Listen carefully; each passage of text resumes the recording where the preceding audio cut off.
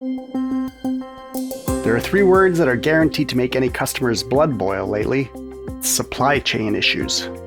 Conjures visions of empty shelves, delays, high prices. And it's not just an inconvenience for customers. It's costing companies too. Companies need to have a reliable supply chain. So nearshoring is really all about that. That's our guest today, Rodrigo Echagaray. And that term he used, nearshoring, that's what he's here to talk about today.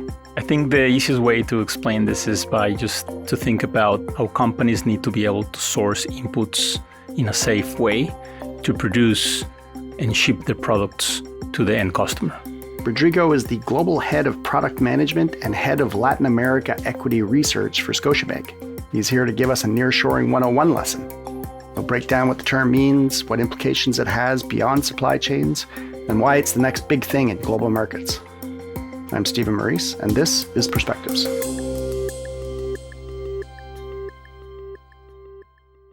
Rodrigo, welcome to the show. Thank you, Stephen. So in the intro, you gave us a rundown of what nearshoring is, and we'll break all that down in detail in a minute. But first, I'm curious, is nearshoring the same as friendshoring, which is an expression I've heard recently? I think our deputy prime minister has used it a couple of times. Are those the same thing? I would say so. They're related to the same concept that companies around the world need to be able to source and produce their products in a safe and reliable way.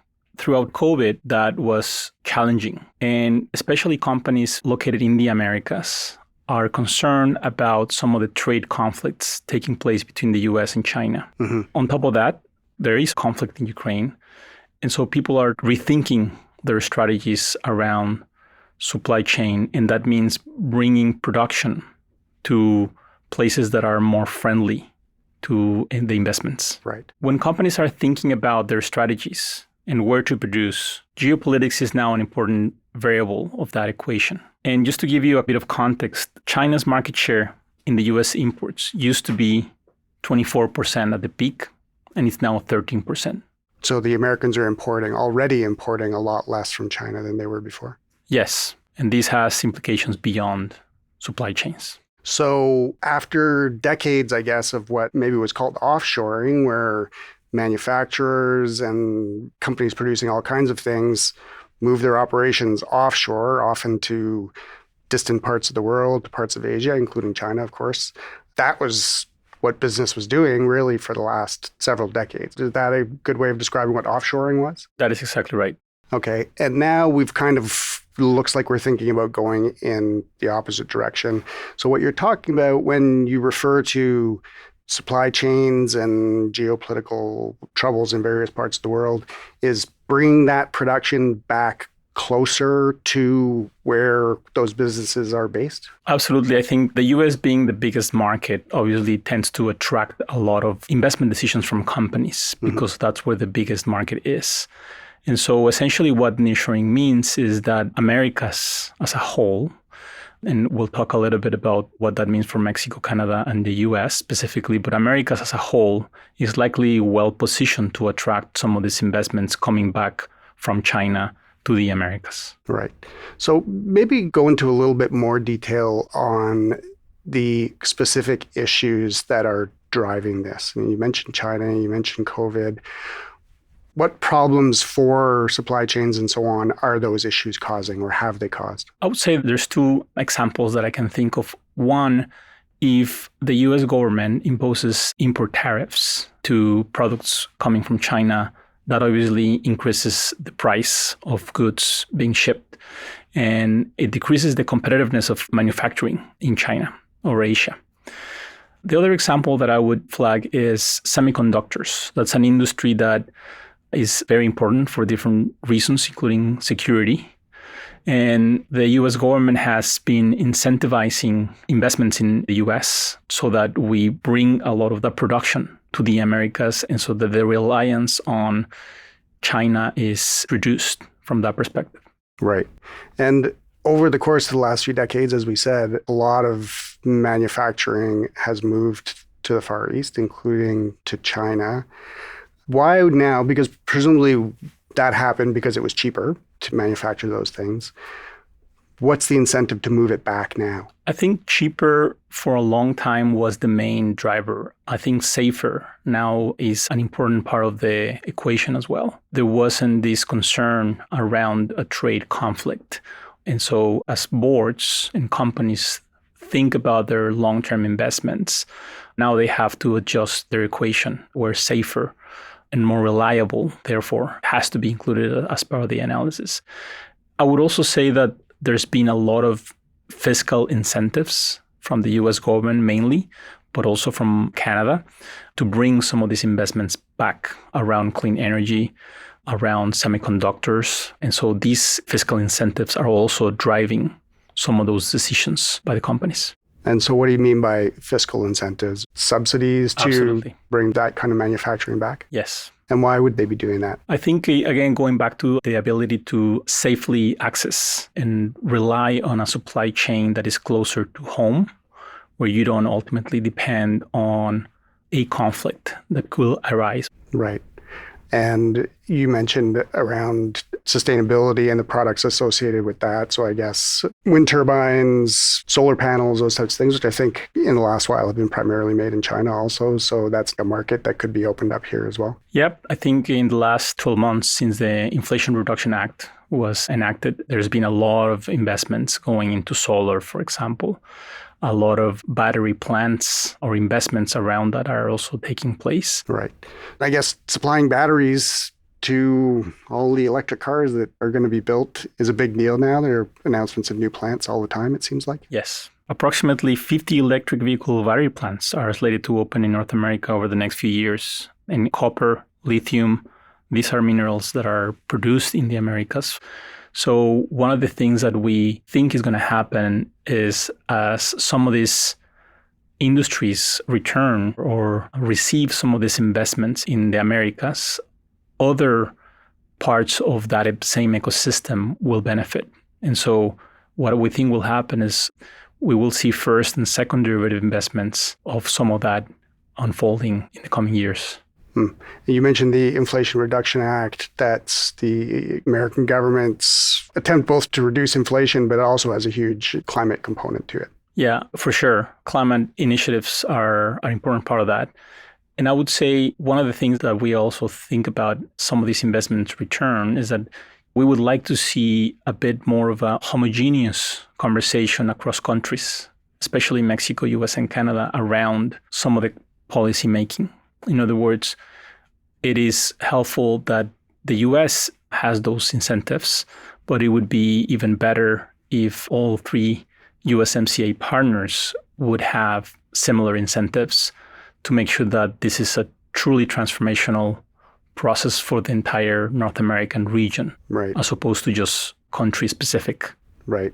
And is that sort of coordination taking place, or is it likely that, I guess you're talking about Mexico and Canada, taking similar steps?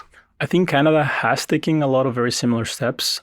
I think there's work to be done to make sure that the same policies point in the same direction in terms of rule of law, in terms of climate change. I think there are some opportunities on that. And if you were to explain to an average person, what is the benefit to, say, Canada or North America more broadly of a policy of nearshoring or friendshoring? What's the upside? I think that's a good question because what we're seeing in northern Mexico, specifically in Monterrey, which I would say is probably the epicenter of nearshoring today, is that a lot of multinational companies have announced significant manufacturing investments. Tesla, General Motors, Mattel. And when that happens, you have to go out and hire a bunch of engineers. These engineers have to live somewhere. And so that increases manufacturing, increases employment, increases real estate demand, increases cement demand. So if you can think about that in the context of the entire North American region, right, I think that's where it could get extremely interesting for the USMCA partners. One industry growing could lead to other industries benefiting from this nearshoring trend. So ultimately, it just contributes to the growth of the economies of all three countries? Absolutely. Okay. So a lot of the manufacturing that was offshored over the course of the last few years, it helped make those things inexpensive for people. Are all of those things likely to also come back? Or are we talking really about specific sort of higher end products?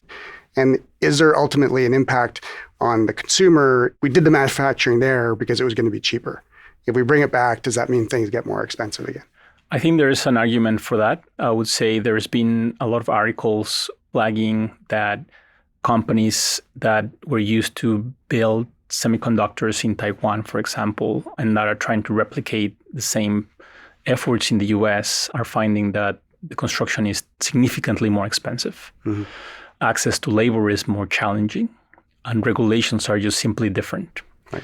So at the end of the day, the equation is really ultimately about being closer to the end consumer and what that saving on the transportation and logistics and the safer environment offsetting some of those incremental costs. Right. So what you're saying is that an item being cheaper isn't all that helpful if you can't get it to your customer in time. That's right. So there's upsides and at least potential downsides from a cost perspective. But at the end of the day, the feeling is that there is benefit to moving in that direction. That's right.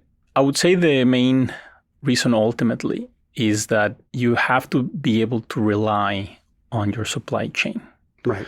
So ultimately, while pricing is definitely important, the cost of producing that is very important. The reliability of that is probably even more important. Right. So as companies undertake multi-billion-dollar investments that span decades, committing to those investments in Asia today is likely less appealing than it was before. So companies need to invest lots of money in order to create the products or new businesses that they want to do. There used to be a cost benefit to doing it in other parts of the world, particularly in Asia, but the risks now associated with it, particularly supply chain risks and deliveries and all of those things, perhaps those costs are beginning to outweigh the benefits. Yeah, in fact, if we look at nearshoring investments related to industrial real estate in Mexico, a lot of that investment is coming from Chinese companies. We are finding there are industrial parks in northern Mexico that are catering entirely to Chinese companies. Wow, that's interesting. So how much nearshoring is already taking place? I would say we're probably in the second inning at best. This really just started a couple of years. Again, COVID probably was one of the catalysts of that.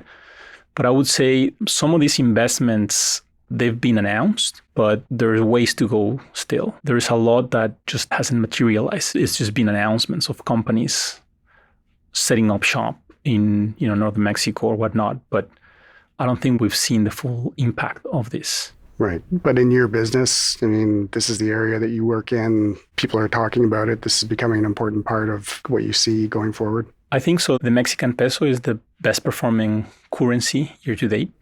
The Mexican stock exchange is one of the best performing stock exchange in the world. So definitely people are paying attention and they're seeing that the North America region could become a good place for investments going forward.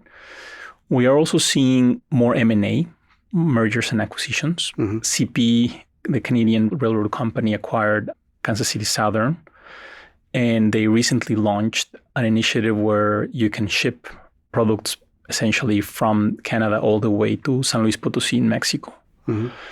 We have also seen recent announcements from Air Canada launching new routes to northern Mexico. So there's definitely glimpses that this is happening. And there was already a fair amount of economic integration, obviously, because of formerly NAFTA and now the USMCA. But you see those economies becoming even more integrated with one another? That's what we are arguing on a report we recently published. We are arguing that integration is likely to only increase. And I think that will be beneficial ultimately to all three countries. And of course, you do business in Mexico, so you have some direct knowledge of that and some expertise that you can put out there in the market. Yeah, and we've been pretty active going on the ground, meeting with private companies, meeting with operators of industrial parks, and obviously public companies as well.